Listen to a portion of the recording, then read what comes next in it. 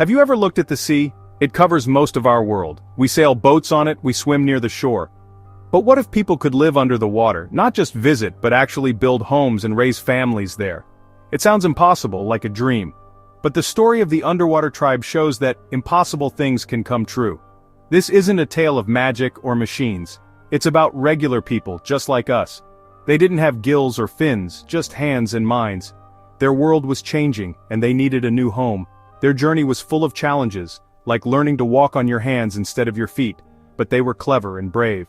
Imagine a world without sky, where the sun is just a shimmer above you, and the air you breathe is water. The ground is sand, rocky caves or forests of swaying seaweed. The tribe had to forget everything they knew about living on land and learn the rules of the ocean. It was the biggest adventure anyone could have. So, let's dive in and follow this tribe on their incredible journey. We'll see how they faced their fears and solved problems that seemed too big to fix. This is how ordinary people became the legendary underwater tribe.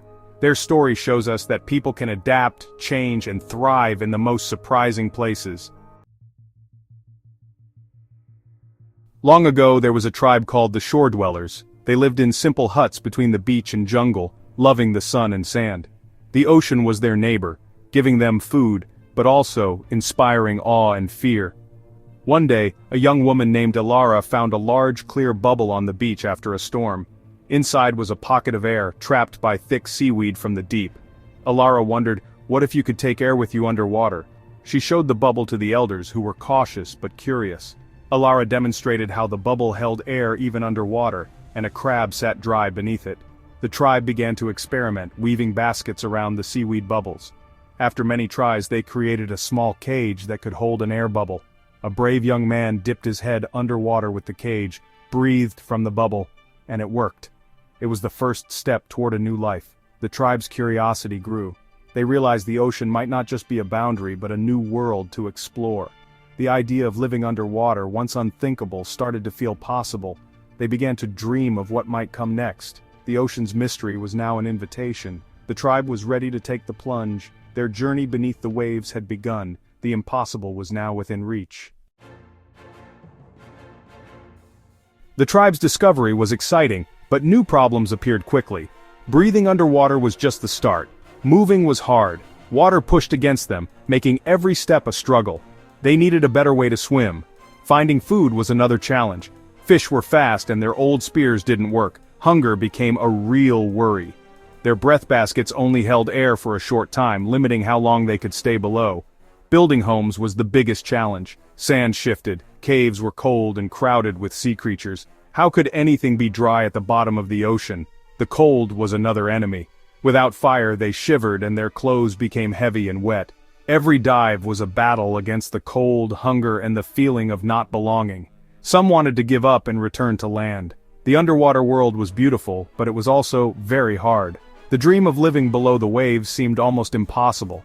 But the tribe wasn't ready to quit. They knew they had to find new answers. The real adventure was just beginning. The tribe was close to giving up, but Ilara urged them to look to the sea for answers. They watched dolphins and seals, learning to move smoothly and efficiently.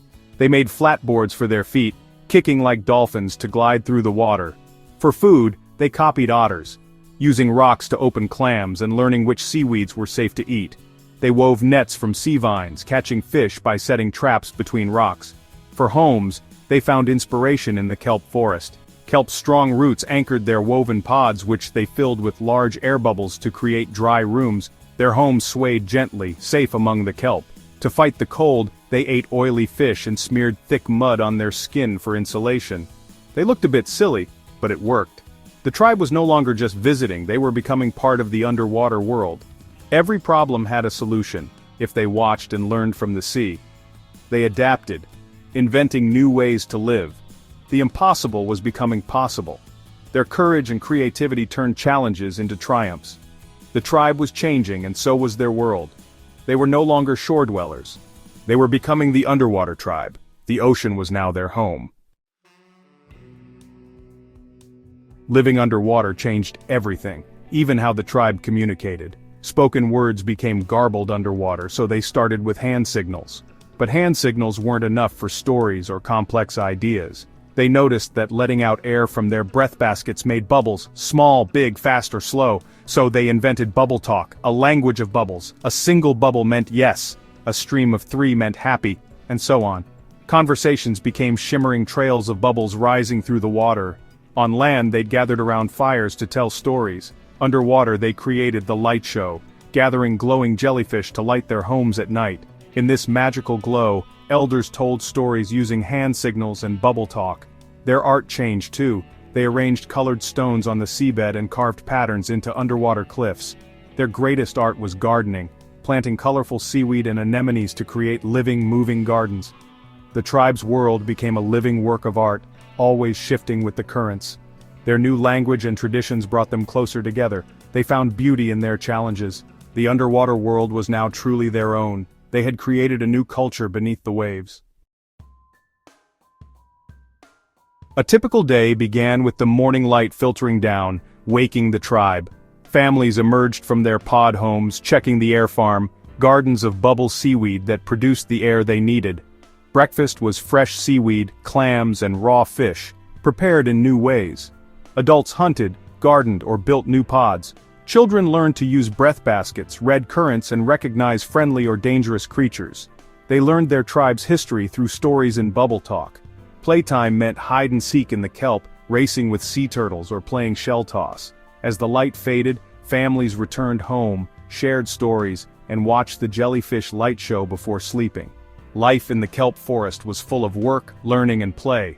The tribe had found a rhythm in their new world. Every day brought new discoveries. The ocean was no longer a mystery, it was home. The tribe thrived, swaying gently in their underwater cradles. Their new life was both challenging and beautiful. Kale, a young boy, was a good swimmer but afraid of the dark places underwater. He wanted to be brave like his father, a deep-sea hunter. One day his sister Lena lost her favorite bracelet near the Shadow Cave, a place Kale feared. Lena was sad, and Kale knew he had to help. He remembered his father's words, "Fear is just a shadow. Shine a light, and it runs away." Kale grabbed a glowing anemone and swam into the cave. The darkness was less scary with his small light. Inside, he found the bracelet next to a giant clam. As he reached for it, the clam began to close. Thinking fast, Kale wedged the glowing anemone into the shell, startling the clam. He grabbed the bracelet and swam out quickly. Kale had faced his fear and won. He returned the bracelet to Lena, who was overjoyed. The tribe celebrated his bravery. Kale learned that courage isn't the absence of fear, but moving forward despite it. His story inspired others to face their own fears. The tribe grew stronger together. Every challenge made them more at home in the sea. Kale was now a true member of the underwater tribe. The ocean's darkness held no more secrets for him. Years passed, and the tribe grew into a thriving community. Their village expanded, with woven pods connected by vine bridges. They became masters of their environment, understanding the ocean's moods and gifts. Children born in the pods knew only the sea. It was their natural world. Their technology advanced, bigger breath baskets, brighter jellyfish lights. They learned to communicate with dolphins, who became their scouts and friends. The tribe still remembered the land, sending explorers to the surface for seeds and stories. They said, "Our feet are in the sea, but our memories are on the land." This balance kept their culture rich and alive. The tribe lived in harmony with the ocean, taking only what they needed and protecting the reefs. Teamwork and care for one another were at the heart of their society. From deep-sea explorers to anemone gardeners, everyone had a role. They turned challenges into a beautiful, thriving home. The underwater tribe became a symbol of peace and adaptation. Their story proved that with cleverness and courage, a new way of life is always possible. The impossible had become their everyday reality. The story of the underwater tribe is really about us, the human spirit of adaptation. When faced with big problems, we can give up or find a new way. The tribe chose to adapt, using creativity, patience, and courage. They relearned how to breathe, move, eat, and build. They learned from the sea and invented new solutions. This is what people do best. We solve problems and find hope in change. The world is always shifting, and sometimes challenges seem as big as an ocean. But we are stronger and more clever than we think. We can learn, grow, and adapt to new situations. The tribe's journey reminds us to look for our own breath baskets in hard times. Remember their adventure, from scared shore dwellers to confident masters of the deep. Their story shows the best of what it means to be human. No challenge is too big when we work together and refuse to give up. The human spirit can build a home in the most impossible places.